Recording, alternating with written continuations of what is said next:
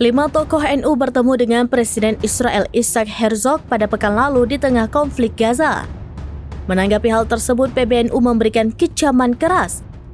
Lantas inilah nasib kelima tokoh NU seusai bertemu Isaac Herzog. Dikutip dari Tribun News, PBNU akan meminta klarifikasi terlebih dahulu dari kelima tokoh tersebut.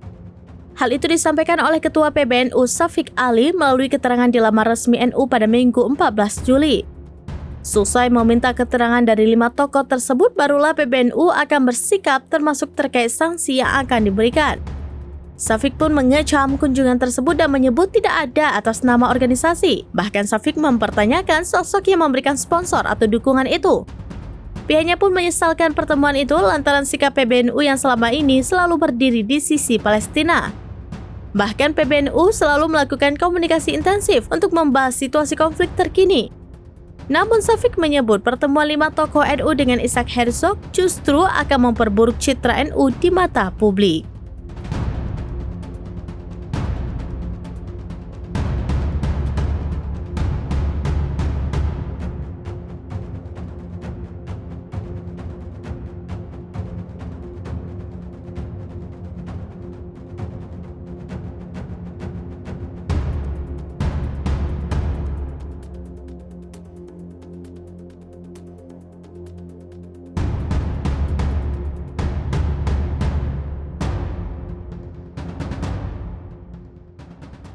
Download Tribun X sekarang, menghadirkan lokal menjadi Indonesia.